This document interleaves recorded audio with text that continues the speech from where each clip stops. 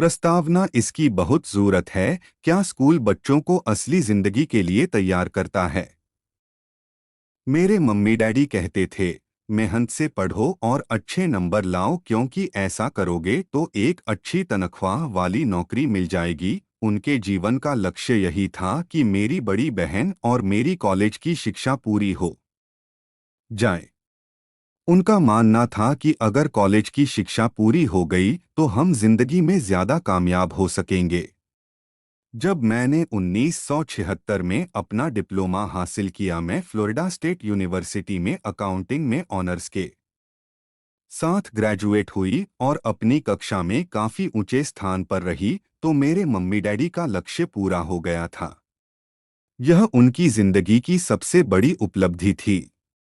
Master plan के हिसाब से मुझे एक बिग 8 इंच अकाउंटिंग फर्म में नौकरी भी मिल गई। अब मुझे उम्मीद थी एक लंबे करियर और कम उम्र में रिटायरमेंट की। मेरे पति माइकल भी इसी रास्ते पर चले थे। हम दोनों ही बहुत मेहनती परिवारों से आए थे, जो बहुत अमीर नहीं थे।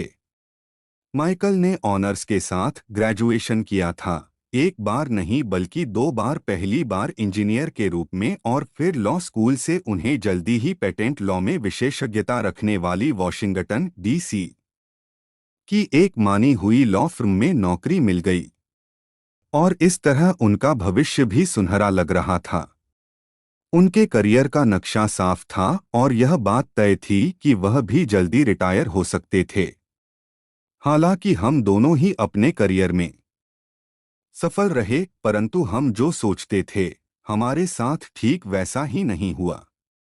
हमने कई बार नौकरियां बदलीं, हालांकि हर बार नौकरी बदलने के कारण सही थे, परंतु हमारे लिए किसी ने भी पेंशन योजना में निवेश नहीं किया। हमारे रिटायरमेंट फंड हमारे खुद के लगाए पैसों से ही बढ़ रहे हैं। हमारी शादी बहुत सफल रही है और हमारे 3 बच्चे हैं। उनमें से 2 कॉलेज में हैं और तीसरा अभी हाई स्कूल में गया ही है।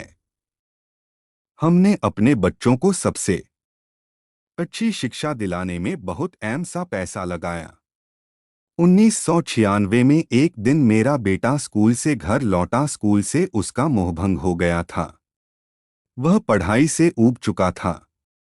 मैं उन विषयों को पढ़ने में इतना ज्यादा समय क्यों बर्बाद करूं जो असल जिंदगी में मेरे कभी काम नहीं आएंगे? उसने विरोध किया। बिना सोचे विचारे ही मैंने जवाब दिया, क्योंकि अगर तुम्हारे अच्छे नंबर नहीं आए तो तुम कभी कॉलेज नहीं जा पाओगे। चाहे मैं कॉलेज जाऊं या न जाऊं, उसने जवाब दिया, मैं अमीर बनकर दिखाऊंगा। वर्टिकल बार, अगर तुम कॉलेज से ग्रेजुएट नहीं हुए तो तुम्हें कोई अच्छी नौकरी नहीं मिलेगी। मैंने एक माँ की तरह चिंतित और आतंकित होकर कहा, वर्टिकल बार, बिना अच्छी नौकरी के तुम किस तरह अमीर बनने के सपने देख सकते हो? मेरे बेटे ने मुस्कराकर अपने सिर को बोरियत भरे अंदाज में हिलाया। हम यह चर्चा पहले भी कई बार कर चुके थे। उसने अपने सिर को झुकाया और अपनी आंखें घुमाने लगा। मेरी समझदारी भरी सलाह एक बार फिर उसके कानों से भीतर नहीं गई थी। हालांकि वह स्मार्ट और प्रबल इच्छा शक्ति वाला युवक था, परंतु वह नम्र और शालीन भी था। मम्मी, उसने बोलना शुरू किया और भाषण सुनने की बारी अब मेरी थी। समय के साथ चलिए। अपने चारों तरफ देखिए। सबसे अमीर लोग अपनी शिक्षा के कारण इतने अमीर नहीं बने हैं। माइकल जॉर्डन और मैडोना को देखिए। यहां तक कि बीच में ही हार्वर्ड छोड़ देने वाले बिल गेट्स ने माइक्रोसॉफ्ट कायम किया। आज वे अमेरिका के सबसे अमीर व्यक्ति हैं और अभी उनकी उम्र भी 30 से 40 के बीच ही है। और उस बेसबॉल पिचर के बारे में तो आपने सुना ही होगा, जो हर साल $40 लाख से ज्यादा कमाता है, जबकि उस पर दिमागी तौर पर कमजोर होने का लेबल लगा हुआ है। हम दोनों काफी समय तक चुप रहे। अब मुझे यह समझ में आने लगा था कि मैं अपने बच्चे को वही सलाह दे रही थी जो मेरे माता पिता ने मुझे दी थी। हमारे चारों तरफ की दुनिया बदल रही थी, परंतु हमारी सलाह नहीं बदली थी। अच्छी शिक्षा और अच्छे ग्रेड हासिल करना अब सफलता की गारंटी नहीं रह गए थे, और हमारे बच्चों के अलावा यह बात किसी की समझ में नहीं आई थी। मम्मी, उसने आगे कहा, मैं डैडी और आपकी तरह कड़ी मेहनत नहीं करना चाहता।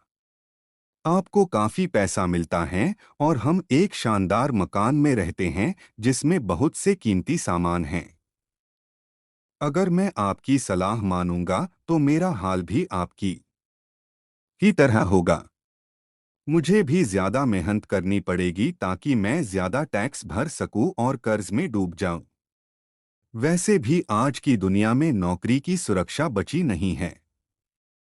मैं यह जानता हूं कि छोटे और सही आकार की फर्म कैसी होती है। मैं यह भी जानता हूं कि आज के दौर में कॉलेज के स्नातकों को कम तनख्वाह मिलती हैं, जबकि आपके ज़माने में उन्हें ज्यादा तनख्वाह मिला करती थी। डॉक्टरों को देखिए, वे अब उतना पैसा नहीं कमाते जितना पहले कभी कमाया करते थे। मैं जानता हूं कि मैं रिटायरमेंट के लिए सामाजिक सुरक्षा या कंपनी पेंशन पर भरोसा नहीं कर सकता। अपने सवालों के मुझे नए जवाब चाहिए। 11 वह सही था। उसे नए जवाब चाहिए थे, और मुझे भी मेरे माता पिता की सलाह उन लोगों के लिए सही हो सकती थी जो 1945 के पहले पैदा हुए थे, पर यह उन लोगों के लिए विनाशकारी साबित हो सकती थी जिन्होंने तेजी से बदल रही दुनिया में जन्म लिया था। अब मैं अपने बच्चों से यह सीधी सी बात नहीं कह सकती थी, स्कूल जाओ, अच्छे ग्रेड हासिल करो और किसी सुरक्षित नौकरी की तलाश करो। दोस्तों, इसे आकर देखने के लिए हमारे इस चैनल को सब्सक्राइब करें और वीडियो को लाइक करके अगले वीडियो के लिए दोस्तों, अगले चैप्टर के लिए वीडियो को लाइक करके चैनल को सब्सक्राइब कर लेना और बेल घंटी का निशान सो भी दबा देना।